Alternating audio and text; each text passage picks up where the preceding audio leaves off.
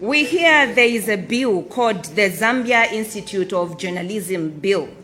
We don't know who drafted it or who was consulted, and later on who sanctioned it. One thing is for sure, we don't want it or its contents. Welcome to Zambia Today Television, where stories unfold.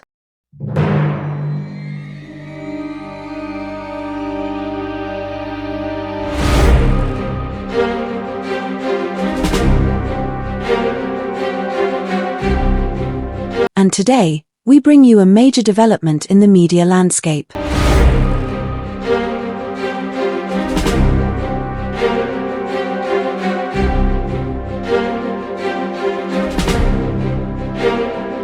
Zambian journalists from various media houses and media organizations have firmly rejected government-led efforts to regulate the media, instead calling for self-regulation to safeguard press freedom.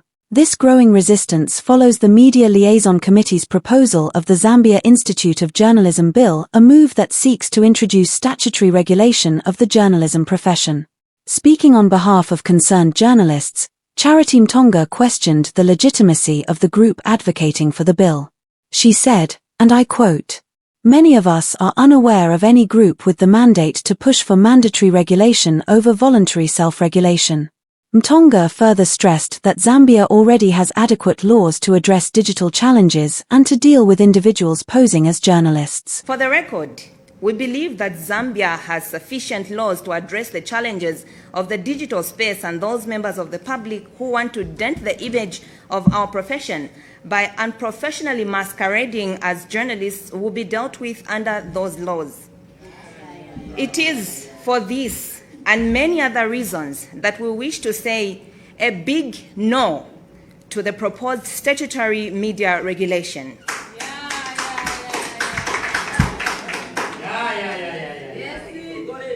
We hear there is a bill called the Zambia Institute of Journalism Bill. We don't know who drafted it or who was consulted, and later on who sanctioned it. One thing is for sure, we don't want it or its contents. As practicing journalists, we join progressive organizations such as MISA Chapter Zambia, MOAZ, PANOS, FBI, BBC Media Action, and the Catholic Media Services who have said no to statutory media regulation. We say no to mandatory registration of journalists, as we believe that media freedom, freedom of expression, and the right to hold an opinion should never be regulated or criminalized in a democratic society like ours. We therefore wish to thank the Republican President, His Excellency, Mr. Hakainde Hichilema, for issuing a very bold statement in support of media self-regulation. This is a policy pronouncement on which he has been very consistent, and it is our wish that all and sundry will henceforth respect this commitment from the President. Now that the dust has settled, going forward we will engage the Media Owners Association of Zambia to discuss other broader matters of mutual interest within the industry, including harmonized conditions of service among media practitioners. Echoing these concerns, journalist Jessie Bwalya warned that the proposed bill would stifle freedom of expression and further restrict the media's role in democracy. We know what we go through, and we know what we want. Not someone from the farm comes today just because they are once called journalists. We don't even know that some of us were not born. We are just seeing them now, so let them just concentrate on something else. Let them discuss it, everything, they cash for way, they can do that.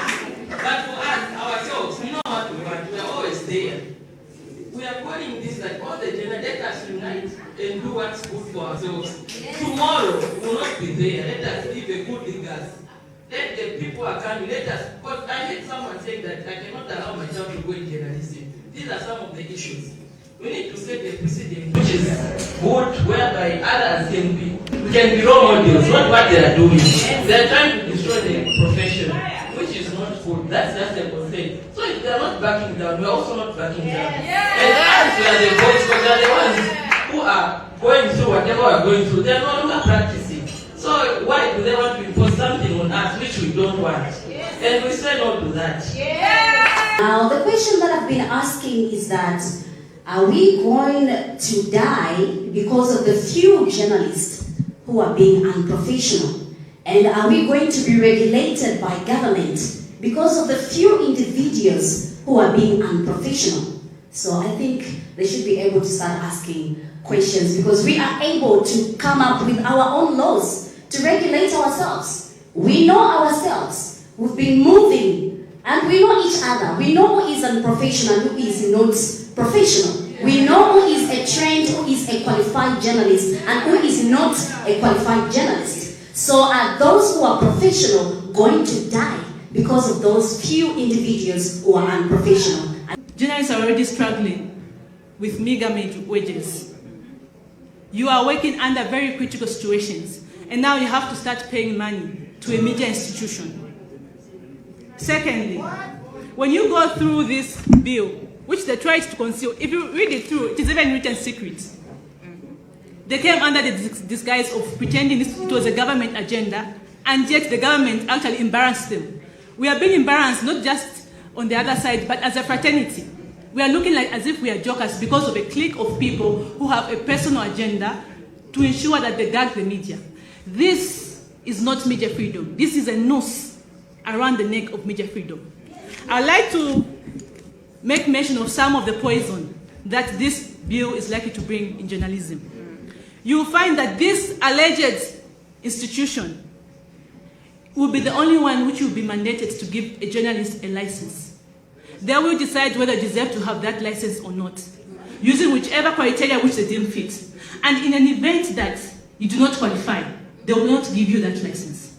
They will cancel you as a license. Your career will be over. It doesn't matter whether you have a degree from UNZA, it doesn't matter whether you have a degree from Harvard. Your career will be over. Here in part 3, they even said to say, a person shall not be employed or practice as a journalist unless that person is registered as a journalist in accordance with this act. Section 2 says, a person who contravenes subsection 1 commits an offense and is liable on conviction to a fine not exceeding 500,000 penalty units or to imprisonment for a term not exceeding 5 years or both. If you were to convert this penalty units, this is 150,000. This is a journalist who's getting paid. Some journalists, they even get as low as 600. Median meal is 400. You remain with 200. Which decent housing are you going to afford in 200?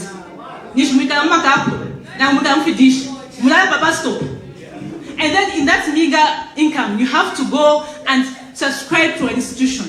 If a license is not given to you, you are done for. If you are caught practicing, God forbid, you are caught practicing without a license, you'll be arrested for 5 years. What will happen to your family? This disgusting document goes on to say, in an event that you are in prison for 6 months, your license will be revoked. You can never be a journalist. Freedom of expression is not just for journalists. It is a fundamental human right. If I decide to speak Bemba as a girl from Poroposo, that's my human right. If I decide to speak English, that's my human right. And if we are going to call ourselves as a fourth estate, we need to rise above pettiness as a media fraternity. Meanwhile, Minister of Information and Media, Cornelius Mwitwa, has denied any government involvement in drafting the bill, distancing the state from the growing controversy. Not true to say that the government has come up with any bill to regulate the media. The bill so herein before referred to has not been initiated by government. The bill was initially initiated by journalists under the umbrella body called Media Liaison Committee, and it has a long history before the UPND New Dawn administration took office. The journalists have reiterated their demand for a self-regulatory framework, one that upholds professional standards while fiercely protecting media freedom, seen as vital for a thriving democracy. Unfortunately, like he earlier indicated, we had a cyber crime bill being assented to, and no one knew that this law had been assented to. It was taken to Parliament, the cybercrime bill, and people rejected it. They withdrew, but somehow they found ways of ensuring that it went to the president and he assented to it. And the possibilities of this also happening with this Zambia journalism bill that they're calling themselves are very high. And the fact that we are dealing with sneaky people will also have to become sneaky for us to ensure that this doesn't go through. Yes. We have people, yesterday, like someone has already indicated, at a meeting, some of those people, myself, I don't even know them. We're having a conversation at the office, and then someone was asking, said, do they even have a byline at some point? Do they even own a media house? The people that own media houses have rejected this bill. So why would someone that is not even known go and have a say on matters that don't even concern them? That's all for now on Zambia Today Television, where stories unfold. Stay tuned for more updates, and don't forget to like, subscribe, and hit the notification bell to stay informed. Or an appeal to our media owners is that, are you able, this is my opinion, are you able to allow us probably protest or rather boycott this year's World Press Freedom Day? Because what are we going to be celebrating if we are going to be regulated? Can you allow us maybe on that day, we celebrate our day by staging a media blackout? That is my proposal. Otherwise, I don't see the need for celebrating World Press Freedom this year with all these sneaky